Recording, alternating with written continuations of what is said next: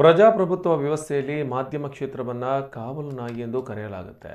ಆದರೆ ಪತ್ರಕರ್ತರದ್ದು ಅಕ್ಷರಶಃ ನಾಯಿಪಾಡು ಎಂದು ಉಡುಪಿ ಜಿಲ್ಲಾ ಕಾರ್ಯನಿರತ ಪತ್ರಕರ್ತರ ಸಂಘದ ಅಧ್ಯಕ್ಷ ರಾಜೇಶ್ ಶೆಟ್ಟಿ ಹಲವರು ಹೇಳಿದ್ದಾರೆ. ಉಡುಪಿಯ ಮಣಿಪಾಲ ಇನ್ ಹೋಟೆಲ್ನ ಸಭಾಂಗಣದಲ್ಲಿ ಅವರು ಪತ್ರಿಕಾ ದಿನದ ಪ್ರಯುಕ್ತ ಮಾತನಾಡ್ತಾ ಇದ್ರು.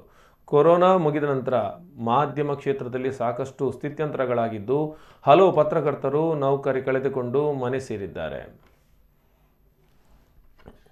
ಹಿಂದೆ ಸುದ್ದಿ ಬರುತ್ತಿದ್ದ ಜಾಗದಲ್ಲಿ ಇವತ್ತು ಜಾಹೀರಾತು ಬರ್ತಾ ಇದೆ. ಅದು ಮಾಧ್ಯಮ ಸಂಸ್ಥೆಗಳ ಉಳಿವಿಗೆ ಮುಖ್ಯವೂ ಹೌದು. ಸರ್ಕಾರ ಪತ್ರಕರ್ತರ ಕಲ್ಯಾಣಕ್ಕೆ ನಿರೀಕ್ಷಿತ ಸಹಕಾರ ನೀಡಿಲ್ಲ ಎಂದು ಅವರು ಹೇಳಿದರು.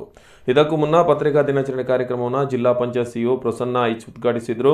ಕಾರ್ಯಕ್ರಮದಲ್ಲಿ ವಾರ್ತಾಧಿಕಾರಿ ಮಂಜುನಾಥ್, ಮಹಾವೀರ ಏಜೆನ್ಸಿ ಮುಖ್ಯಸ್ಥ ಸುಧಾಕರ್ ಶೆಣೈ, ಕಿರಣ್ ಮಂಜನಬೈಲು, ಅರುಣ್ ಕುಮಾರ್ ಶಿರೂರು, ನಜೀರ್ ಪೊಲ್ಯ, ಉಮೇಶ್ ಮಾರ್ಪಳ್ಳಿ ಮತ್ತಿತರರು ಉಪಸ್ಥಿತರಿದ್ದರು.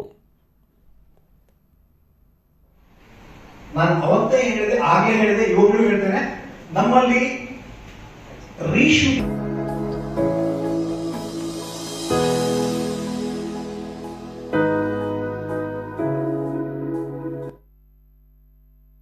ಏನು ಪತ್ರಿಕಾ ದಿನಾಚರಣೆಯನ್ನ ಮಾಡ್ಕೊಂಡು ಬರ್ತಾ ಇದ್ದೇವೆ. ಆದರೆ ಪತ್ರಕರ್ತರ ಭವಿಷ್ಯದ ಬಗ್ಗೆ ಏನು ಆಲೋಚನೆ ಮಾಡುವಂತಹ ಏನು ಕೆಲಸಗಳು ನಡೆಯುತ್ತಿರೋದು ಬಹಳಷ್ಟು ಖೇದಕರವಾಗಿದೆ.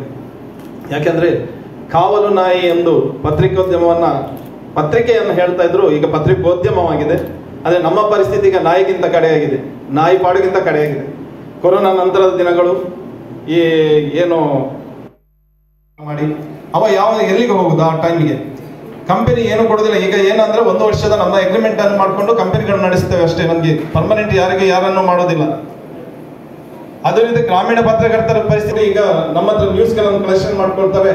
ಆದ್ರೆ ಅಷ್ಟು ರೇಟ್ಗಳನ್ನು ಸವಲತ್ತುಗಳನ್ನು ಮಾಡಿ ಎಲ್ಲಿಗೆ ಹೋಗುದು, ಆ ಟೈಮಿಗೆ